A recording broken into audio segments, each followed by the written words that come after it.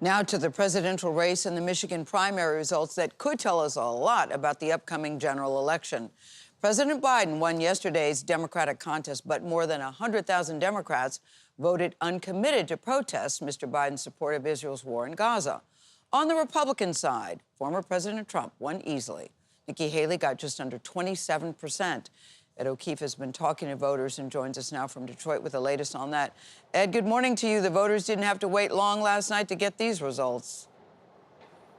No, they didn't, Gayle. Good morning. Donald Trump has now defeated Nikki Haley 6 straight times, but she says she isn't going anywhere as the results continue to show a fractured Republican Party. And President Biden's big win here does come with a wake-up call amid a sizable protest vote over the war in Gaza.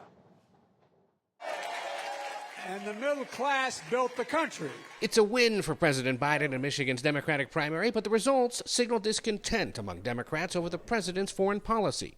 The ballot option, uncommitted, earned more than 100,000 votes. I voted uncommitted because our president is not hearing our voices when we say that we want a ceasefire. At a watch party in Dearborn last night, uncommitted voters celebrated the results. Michigan has one of the highest concentrations of Arab Americans in the country, and many use their vote to protest the president's support of the war in Gaza. Because there's still a sense of betrayal amongst many residents and constituents across Dearborn and broadly speaking across Michigan. Dearborn Mayor Abdullah Hammoud was among the Democrats who voted uncommitted.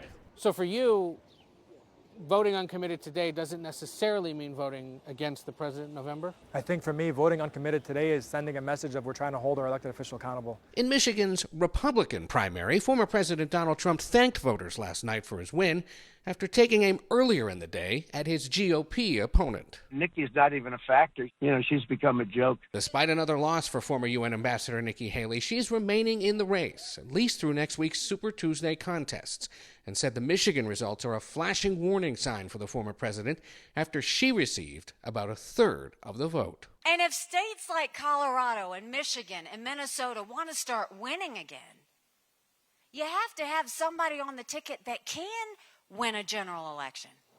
So like we said, Super Tuesday in 6 days, 16 states and territories from coast to coast will be holding contests. And we'll wait and see whether any kind of a ceasefire in the Middle East changes the views of voters in this battleground state. But the results remind us again, Tony, we will be in this state early and often between now and November.